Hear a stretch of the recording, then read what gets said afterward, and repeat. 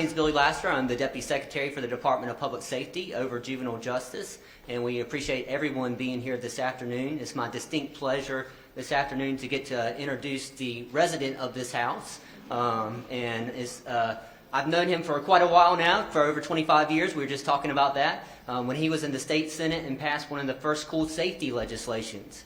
And then as Attorney General, he actually helped us put out critical incident response kits to all the schools in the state of North Carolina and upgrade the training that we gave law enforcement in rapid deployment so that if an active shooter were to take place in the state of North Carolina, that law enforcement would respond immediately to those incidents. And as governor, he's also created the Office of Violence Prevention just a few months ago. So it's my distinct pleasure to get to introduce Governor Roy Cooper.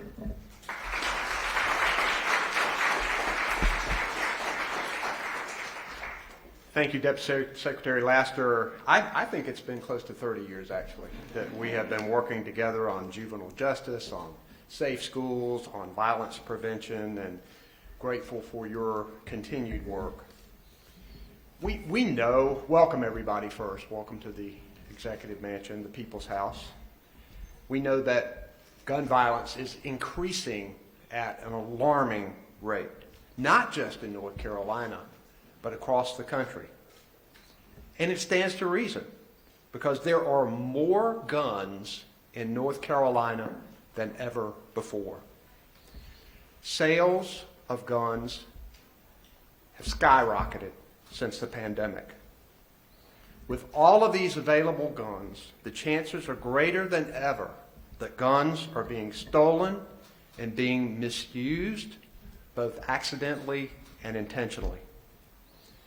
Today, the number one cause for injury deaths of young people is being shot with a gun. Gunfire has now surpassed car accidents as the leading injury killer of our children. Gun violence is not only a crime problem, it's a public health problem. And over the last 8 or 9 months, I've held meetings across the state with sheriffs and police chiefs, community advocates, prosecutors, mayors, researchers, doctors, and other healthcare professionals. They are all working so hard to stop this senseless violence, while also pleading for help.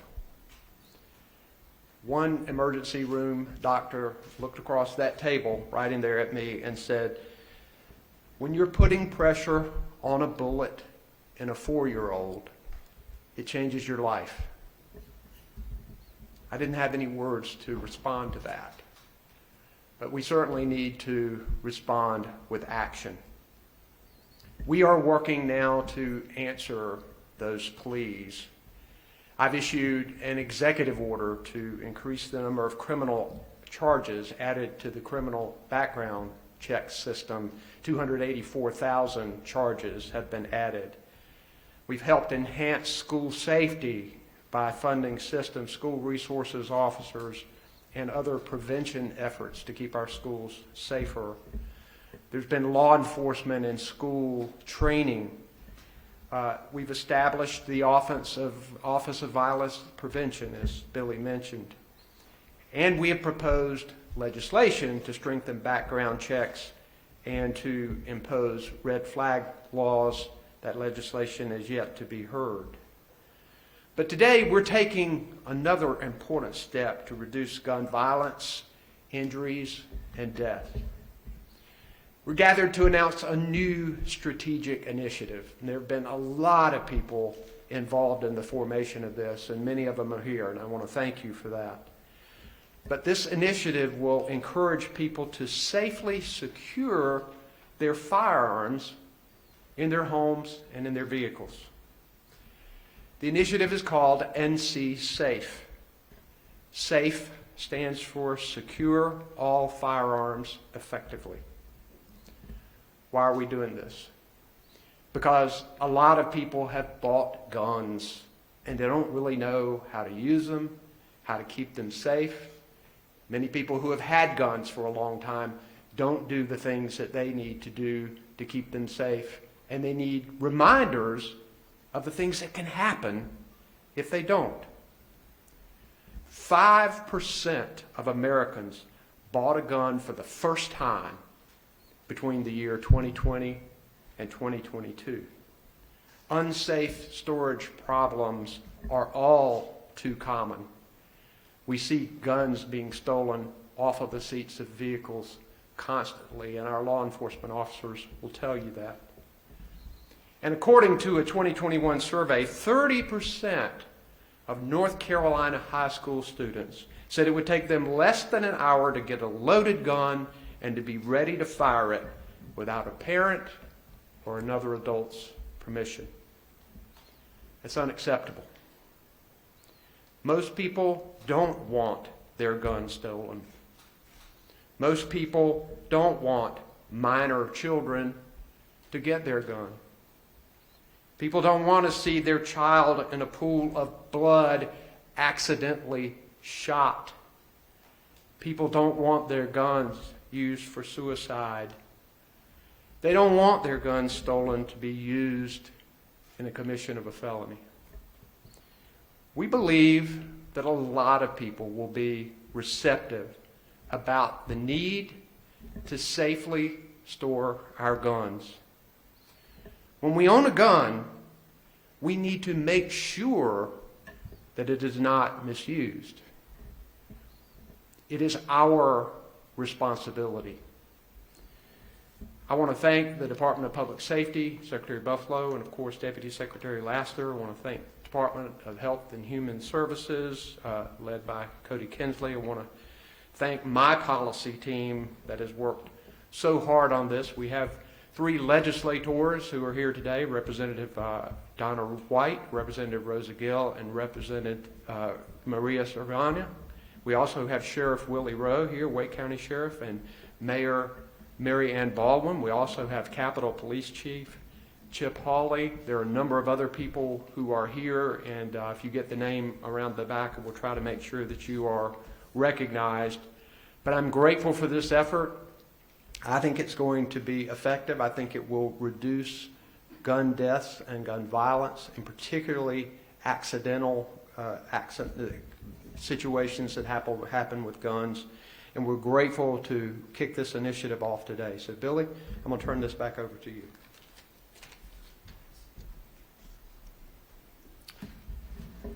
Thank you, Governor, for giving us the why, and I'm going to give you a little bit of the what. But before I do that, I want to give you just a little bit of my why. I started in this work after a friend of mine was shot at school. In 1993, there was a shooting at Millbrook High School, and one of my good friends, Brian Green, lost his life that day. And ever since then, I've been charged with and personally motivated with trying to figure out what are the solutions to gun violence.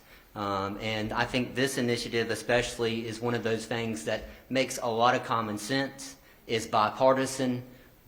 Most people agree. We're trying to get that most to all people agree that if you're going to have a firearm, if you're going to be responsible, you need to be a responsible gun owner.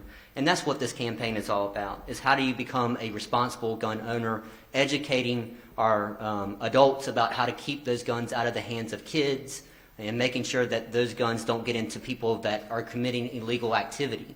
And so just to kind of throw out some statistics, and I know we've got Chief Patterson who's going to speak in just a second also, but in Durham last year, we had 331 guns stolen from vehicles.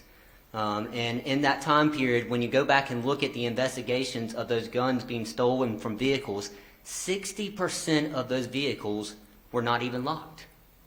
So they left the gun sitting in the car with the doors unlocked. And what we're finding is that gangs are out there encouraging and initiating juveniles into their gangs by asking them to go and steal guns. And so they're walking around parking lots trying to pop open the handles of cars to steal those guns from the vehicles. Those guns are then sold on the street to criminals that want to do bad things with them, or they're given to young people that have impulsive behavior and do stupid stuff sometimes with those guns. And so what we want to do for this campaign is really encourage people to take the moment it takes to lock that gun up, to keep that gun out of the hands of a young person or out of the hands of a criminal. And so let me tell you a little bit about the campaign and what we're doing this week, and then what the campaign is going to look like in the coming year. So this week is NC Safe Week of Action. And during the Week of Action, we are going to be doing events across the state of North Carolina to encourage local communities to start having this dialogue about locking up firearms in homes and in vehicles.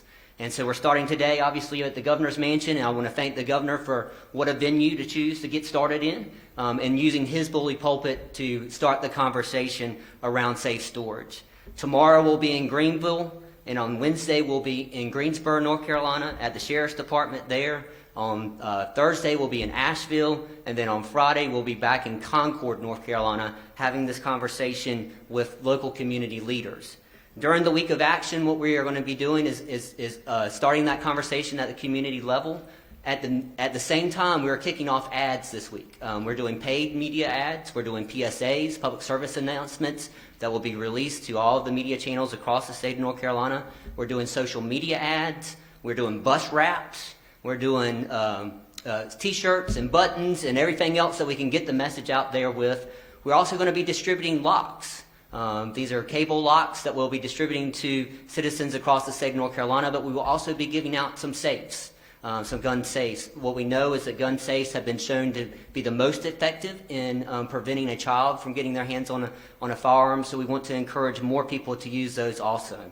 And so that is the plan for this week, is to start that campaign, but the media campaign will go on until mid-January. So it starts today and will continue through mid-January with these messages going out across the state of North Carolina. The second part of the campaign is to really focus on how do we counsel people that may be in crisis about what to do with a firearm. And there's two initiatives that we're doing with that. One is called CALM training, which is counseling around lethal means, and looking at how do we make sure that people that live in the household with someone that may be suicidal or maybe having dangerous thoughts, aggressive, dangerous thoughts to be using a firearm, how do they limit access to lethal means in that household? And we're partnering with the Department of Health and Human Services on that portion of the campaign, and I want to thank Dr. Tilson and all of her staff for making that happen across the state of North Carolina. The second part is that we've developed on the website, ncsafe.org, a map that identifies locations that gun owners that think that they may need to remove the firearm from their house because of either an aggressive juvenile in the house or another adult in the house that may be suicidal, or maybe they're a grandparent and the grandkids are coming over for a week and they don't have a safe to store that firearm in. These are going to be locations that are identified on the website that people can go to, click on those locations, and they can drop off their firearms at that location for a temporary time period and then come back and pick them up. And so we're really excited. We have partnered with many of the gun dealers across the state of North Carolina to make this happen, to make this map available across the state of North Carolina. And again, it's on the website. So in addition to that, we are also promoting gun safety teams in each of the local communities. We've built toolkits that we're going to provide to all the local providers, like our law enforcement, our DSS providers, our pediatricians, our school resource officers, so they can go in and do a PowerPoint at a PTA meeting that explains the importance of safe storage. We know that we can't reach everybody. I'm going to try to reach as many people as possible this week, but we need the community to buy in on this initiative, and we want them to be the leaders that take the message out into their community, and we want them to be trusted messengers that people in the community go to when they want to know information about safety and security. So we're really proud that law enforcement is helping us partner with that, including and also with our departments of health across the state of North Carolina to host these events. And so we're really excited about all those different parts of the training that's coming up. The last component that's built into this campaign is called EKG, which is educating kids about guns. What we know is that young people are getting their hands on guns far too often. When we look at the juvenile justice data, which I'm over at the juvenile justice for the state of North Carolina, if you go back and look 3 years ago, about 3% of juvenile crime involved a firearm. Last year, that was 13% of all juvenile crime involved a firearm. Kids are getting way too much access to firearms in their local community. And the problem is that ups the consequences for that child. It ups the consequences and the potential danger to that child that's in that incident. And so we want to educate our kids about how to be a responsible gun owner if they grow up to be one of those one day, if they're a hunter and want to be involved in hunting. in the future, how do they responsibly have that, but also making sure they understand the true consequences of their behaviors if they do bring a gun to school, how that may ruin their education and their future for getting jobs in the future. So EKG, we've started it in 13 school districts last year, and we want to expand it across the state as we move forward. And so all of these components are important parts of the NC Safe campaign, and I really want to appreciate all the partners that we had, including Rheingold, who is our vendor that helped us do a lot of the ads. The lead person on that, Kelly Stone, actually had a baby this weekend, so congratulations to her. And we're really excited that they've been such a great partner and helped us put together what we think are some outstanding materials to send out to the public. So at this time, I want to introduce Chief Patterson from Raleigh. Chief Patterson, if you haven't met before, is an outstanding law enforcement officer, and I knew Chief Patterson back when she was with Charlotte-Mecklenburg Police Department, and has done just some outstanding work with community involvement, and I know she's going to tell you a little bit more about the work that she's done, but she's also a veteran from in our military service and has served in places like Iraq, and I just want to appreciate that service that she's provided. And Chief Patterson, I'll call you up to take us to the next step.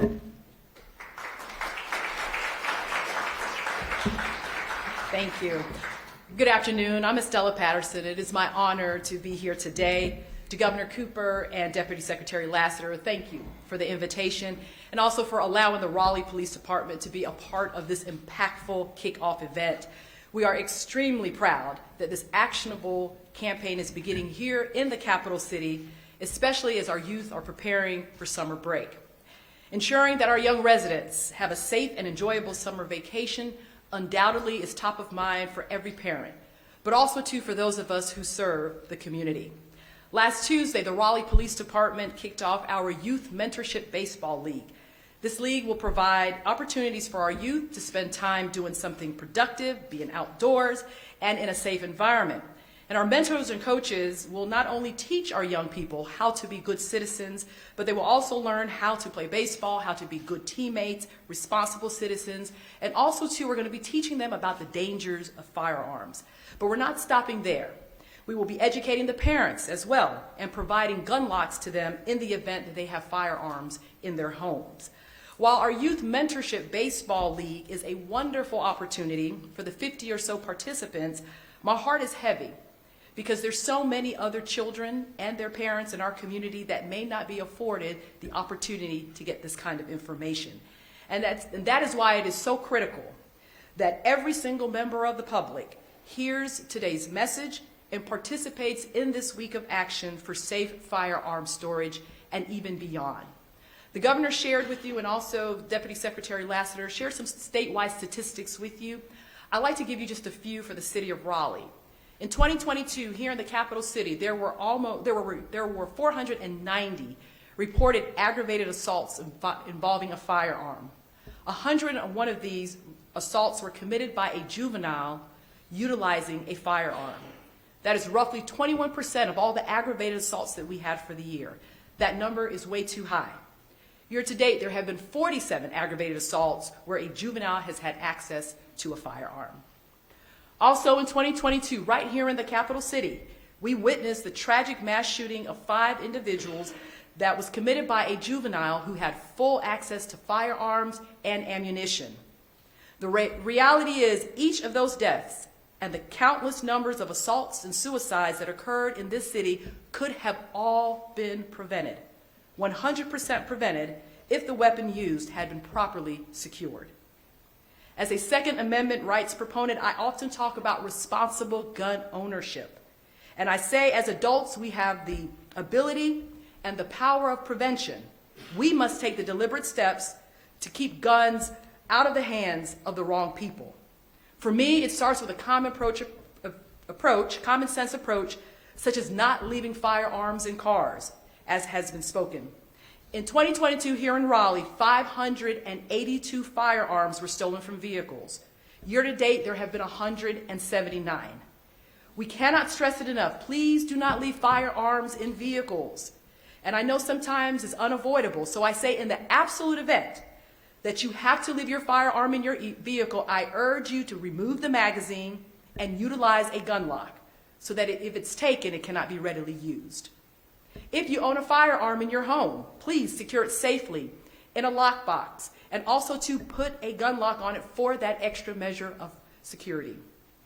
Mr. Governor, the Raleigh community is thankful to your office for taking the lead in this campaign and recognizing how precious our children are, yet how vulnerable they can be to victimization, both as the victim and the one victimizing.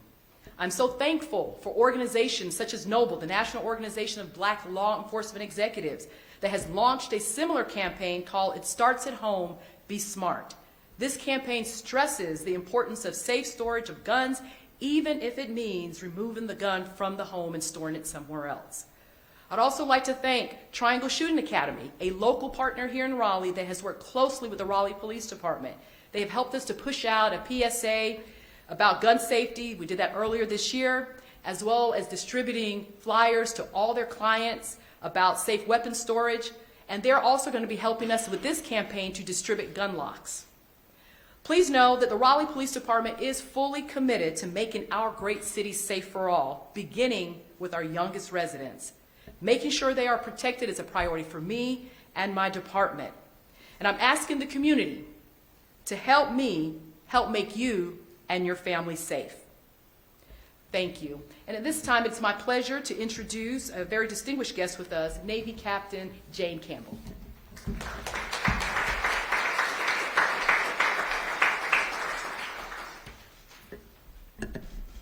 Good afternoon. I'm Jane Campbell, and as noted, I'm a retired Navy captain, and I'm honored to currently serve as a commissioner and mayor pro tem of the town of Davidson. And now that I know that there are Army folks in the audience, I just need to say that my dad was one of the original Green Berets, and I was born at Fort Polk, and I learned how to low crawl before I could walk. It's a great pleasure to be here this afternoon, Governor Cooper, Deputy Secretary Lassiter, Chief Patterson. At the outset of my Navy career, my marksmanship, if you could call it that, consisted of hitting the broadside of a barn. However, I was assigned as the weapons officer on my second ship. And in that role, I was not only responsible for the bigger weapons on the ship, but also for all of the ship's small arms. That ranged from 45s to shotguns to 50 caliber machine guns that could be mounted around our ship. And most importantly, I was responsible for their secure storage, cleaning, maintenance, ammunition, and crew member weapons training. Our small arms were kept in an armory. It was a secure facility, and within the armory, all of our weapons were in secure storage lockers. I held the responsibility of who had access to the weapons and when. And while junior officers aboard ship have other weighty responsibilities, not the least of which is the safe navigation of a ship at day and night, none weighed more heavily on me than the secure storage and access to our small arms and ammunition. Fast forward in my Navy career, I had just been promoted to captain and volunteered to go to Afghanistan. Now's where that broadside of the barn thing comes in.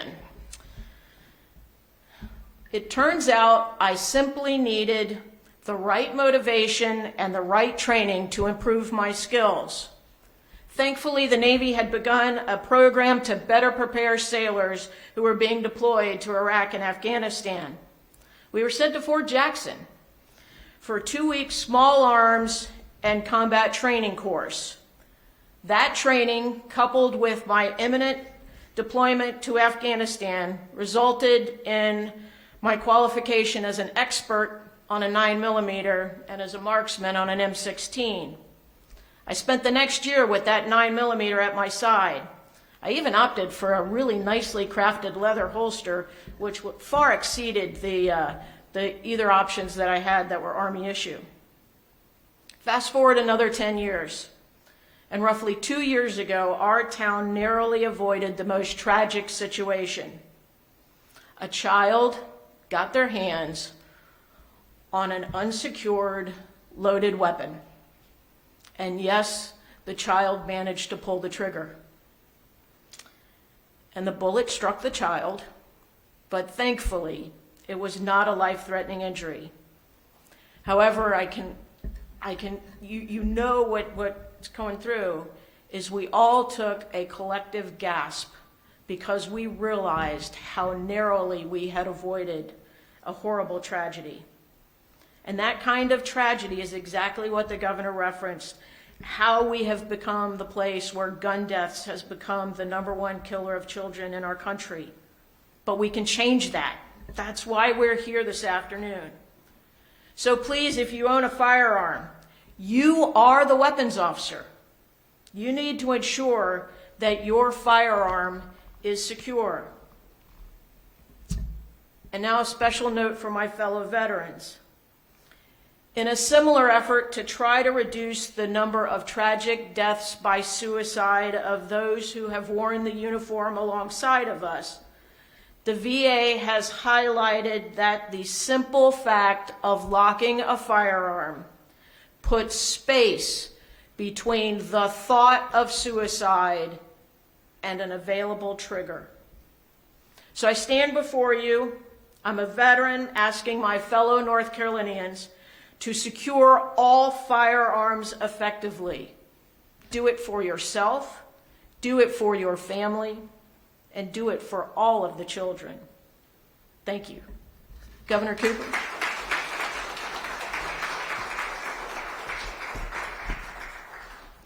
We're going to watch one of the PSAs real quick, and the title of this PSA is It Only Takes a Moment.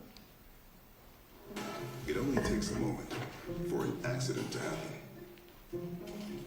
for a child to find a gun, for someone to steal a gun. Just one moment. Fortunately, that's how long it takes to prevent it too. It only takes a moment.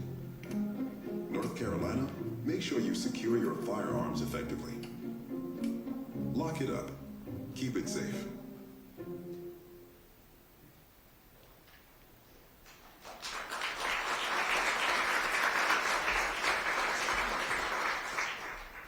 Thank you all for coming today. We're excited about getting this campaign going.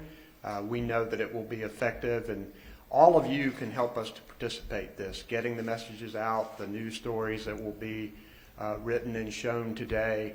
And people, when you leave here, let's get the word out of the importance of this. Thank you for Captain and Chief. Thank you for the very strong personal messages that make a real difference. All right, Billy and I will take questions from the media if you guys have them. Yes.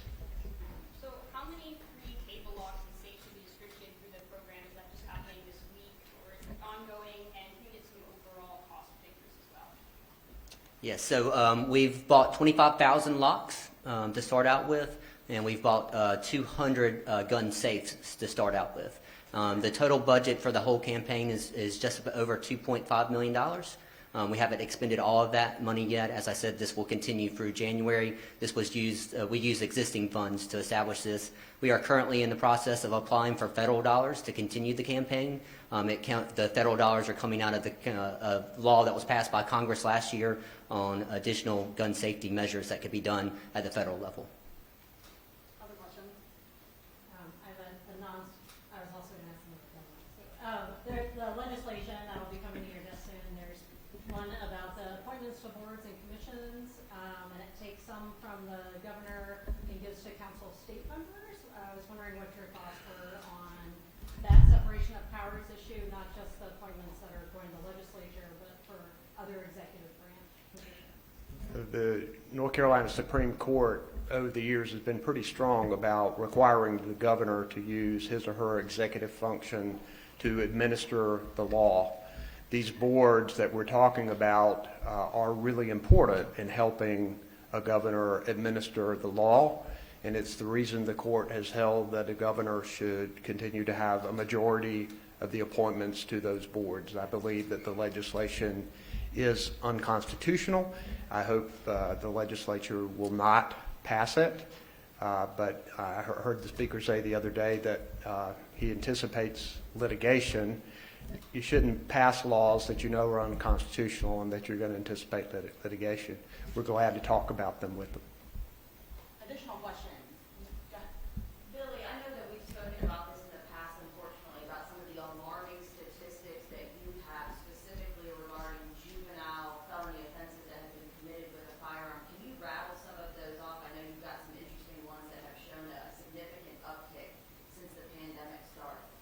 Yeah, so over the last 2 years, we've seen a large increase in the number of juvenile crime that has been committed. We're up 21% in juvenile complaints that have come into the system just over the last year, a 24% increase in violent crime among juveniles. And then, as I said earlier, we've gone from about 3% of juvenile crime involving a firearm to last year almost 13%. And to put that into raw numbers for you, you're talking about going from 1,500 incidents of juveniles being involved with a gun when they committed a crime to last year 4,500 juveniles being involved with a firearm-related incident. And so that is extremely alarming. And the thing is, as the governor stated in his earlier remarks, is access. Young people are getting more and more access to these firearms out of their homes. And when we bring these young people in and do interviews with them, what we're finding is that over half of them are saying they're getting them from their own home, and then the other half are getting them from typically from being a stolen gun that was stolen from a vehicle. Any other questions from other outlets? Time for one more. Hannah? Another legislative question for the governor.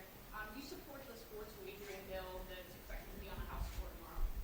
Yeah, I think it's an important source of revenue for people of North Carolina. This is happening now. The taxpayers might as well get the benefit. We need to continue to study it to let you know before I sign it, but I do support the effort. That's all the time we got. Thanks, everyone. Thank you, guys.